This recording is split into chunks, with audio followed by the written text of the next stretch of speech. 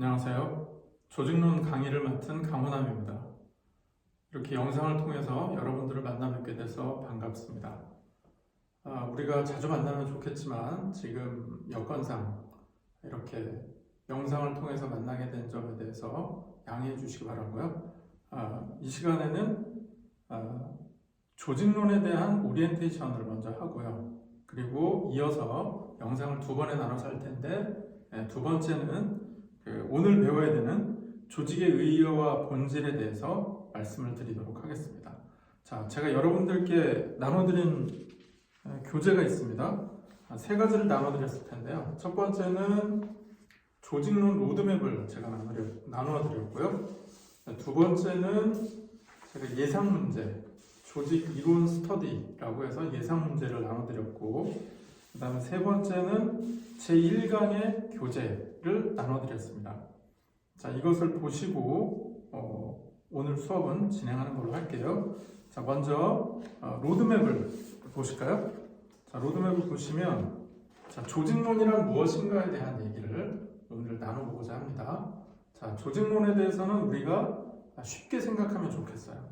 조직이라는 것은 현대 사회인들에게는 피할 수 없는 그런 환경이다. 이렇게 이해를 할 수가 있습니다. 그렇기 때문에 우리가 조직이라는 것은 가정에서부터 친구 관계, 직장, 학교 어디서나 펼쳐져 있는 환경이라고 생각하시면 되겠고요.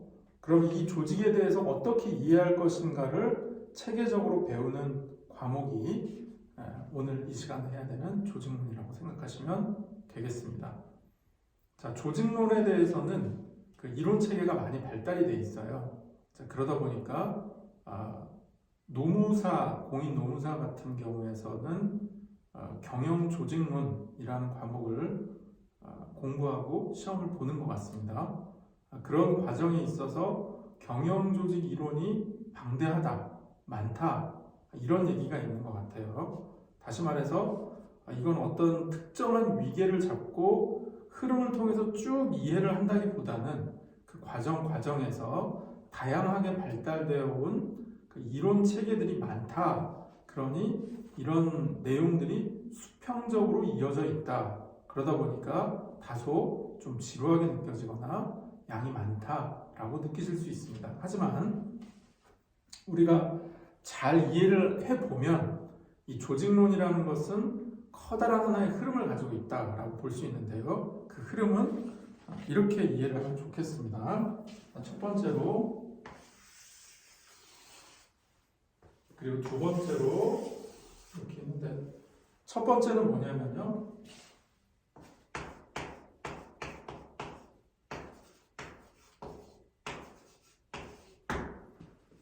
인간 행동이라는 지점이고요. 두 번째는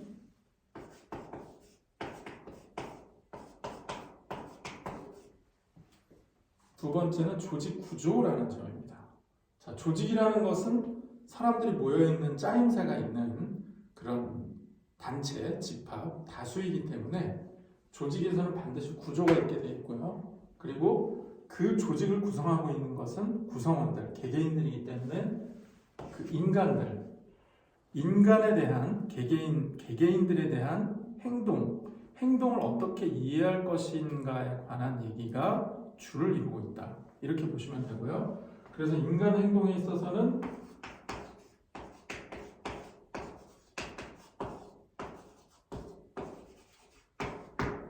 조직 행동론이 나오고요. 구조에 있어서는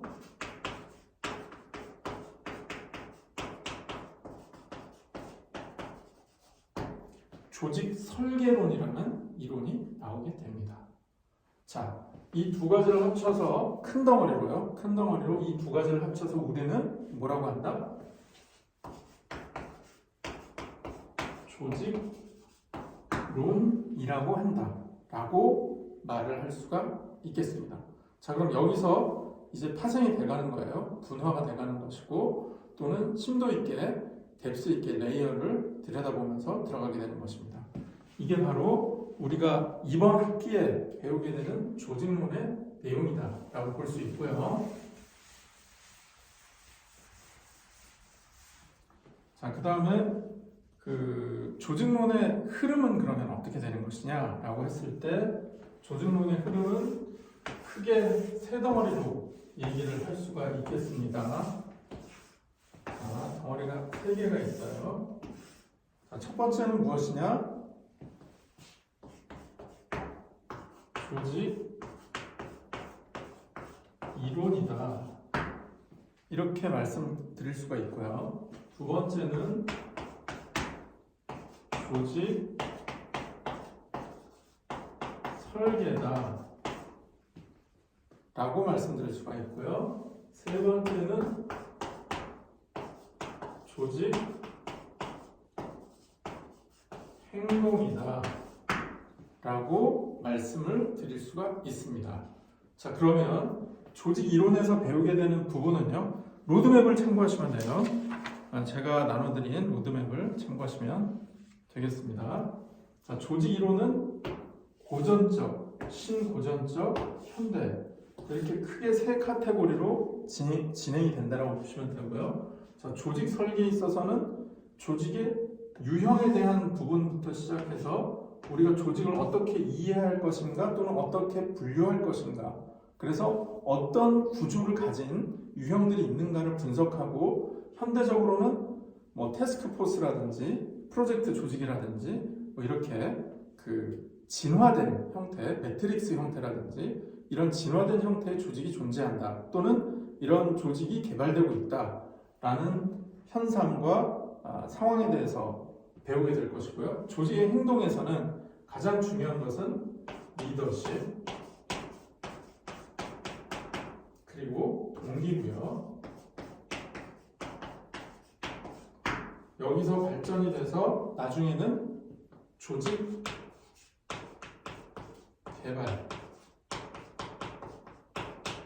개발까지 발전을 하게 됩니다. 이 과정에 있는 것이 조직 문화가 되고요.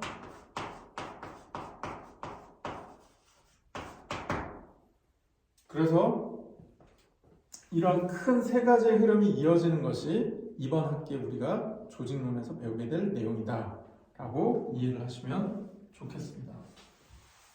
자, 그 다음에는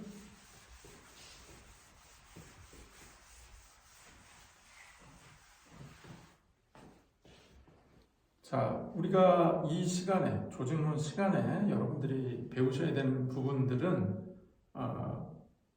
말씀드렸듯이 수평적인 내용에, 그러니까 하나 공부하고 하나 공부하고 하나 공부하고, 이 하나하나 사이에는 먼저 것을 공부해야 뒤에 것을 공부할 수 있는 수학과 같은 체계는 아니고요. 먼저 있는 것을 공부할 수도 있지만 뒤에 있는 것만 따로 공부할 수도 있고, 또는 어떤 교재나 어떤 커리큘럼에서는 뒤에 있는 거가 먼저 공부가 되고 앞에 있는 게 나중에 공부가 되고, 또는 이 부분 중에서 어떤 부분만 특화시켜서 따로 공부를 하고, 이런 속성을 가지고 있습니다. 자, 그러다 보니까 이 조직론에서 공부하는 방식은 다소 좀 평평하다, 이렇게 말씀드릴 수가 있어요. 그러니까 내용에 대해서 구애받지 마시고, 또는 어떤 주제나 작은 토픽을 하나 잡게 된다면 그거에 대해서 정의서부터 시작해서 심도 있게 하나씩 들어가서 학습을 한다, 즉 리딩을 많이 한다라고 생각하시면 좋을 것 같아요. 그러면 여러분들이 이번 학기에 조직론을 학습하는데 큰 지장은 없으리라고 생각이 됩니다. 자, 이어서 말씀을 드릴게요. 자, 조직 이론이 개발되는 과정, 또는 우리가 꼭 경영학뿐만 아니라 우리가 어떤 학습을 하는 학습자의 입장에서 사안들을, 우리가 연구하는 주제들을 어떻게 들여다볼 것인가에 대해서 잠깐 말씀을 드리도록 할게요. 저는 두 가지를 말씀드리고 싶습니다.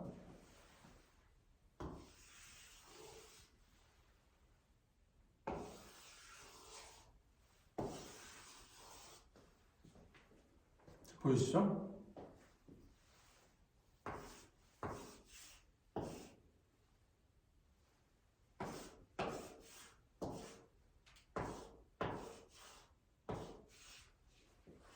자, 이렇게 동그라미 3개, 네모 3개를 보여드렸는데 동그라미 3개는 이런 속성을 가지고 있어요.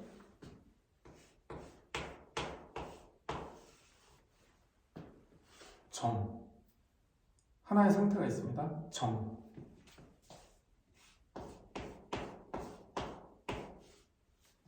반. 반이 뭐죠? 반대한다. 반. 이 두 개가 충돌을 하게 됩니다. 어떤 이론이 있는데 반대 이론이 나와요.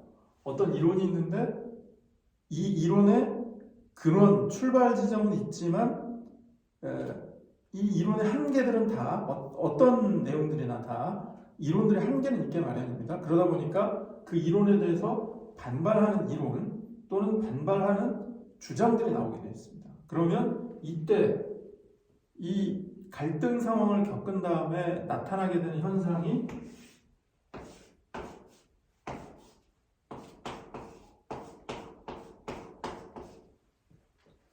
합으로 가게 됩니다. 합. 정. 나는 오른쪽으로 가고 싶다. 반. 나는 왼쪽으로 가고 싶다. 정. 나는 위로 가고 싶다. 반. 나는 밑으로 가고 싶다. 그러나 이 두 개가 각각 완벽한 것은 아닙니다. 저마다의 약점이 있고 문제점이 있고 비판을 받아야 되는 속성들이 있기 때문에 당연히 반대가 나오는 거죠. 반대가 나오기 때문에 이것을 보완하기 위해서 정에서는 정대로의 수정이 나오고 반에서는 반대로의 그런 어떤 합의하는 지점들이 나오게 되는데 뭐 꼭 이론들이 합의를 한다 이런 뜻은 아니지만요. 그래서 합의라는 과정으로 나아가게 된다. 합의라는 단계로 나아가게 된다.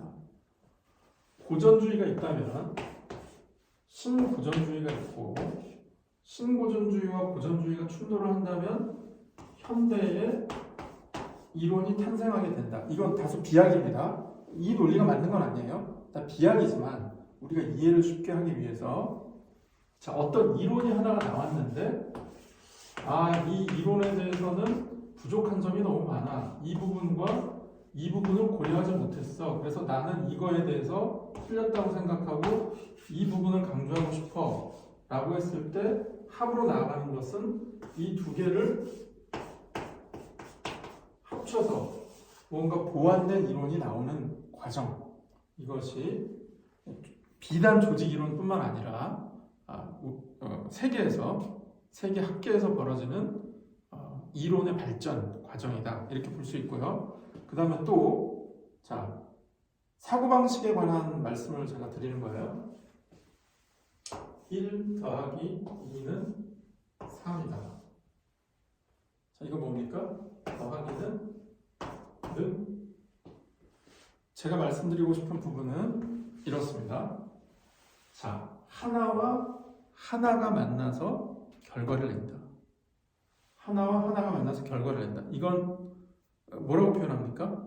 우리가 이항연산이라고 합니다. 항이 두 개가 있는데 이거를 연속해서 셈을 한다. 이항연산. 이항연산을 하는 방법, 즉 한 가지의 요소와 두 번째 요소를 가지고 어떤 분석을 해내는 것. 우리가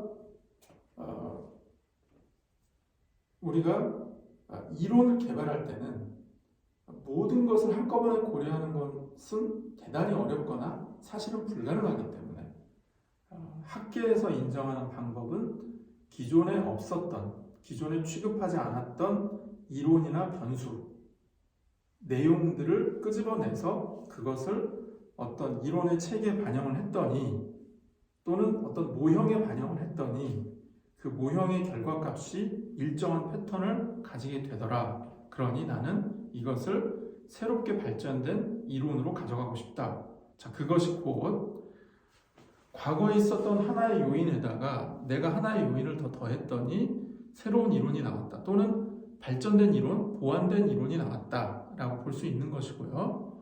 비단 우리가 그 이론의 발전이나 또는 이론의 변형을 꾀하는 건 아니라 할지라도 그러면 내가 어떤 한 가지 요소를 가지고 한 가지 요소를 더해서 그 연쇄작용 또는 상호작용을 봤더니 어떤 특정한 결과값이 나오더라. 이것은 한 가지를 사고의 폭을 넓히는, 한 발짝을 떼는 이런 시도가 결과적으로 의미가 있다라는 말씀이 되겠습니다. 제가 어렵게 설명했을 수도 있어요. 정관합의 원리와 이항연산의 원리, 이것은 어떻게 보면 우리가 공부하는 사람으로서 이론의 발전에 있어서 상당히 기여를 할 수 있는 그런 사고방식이다라고 이해를 해주시면 좋겠습니다. 자, 넘어갈게요.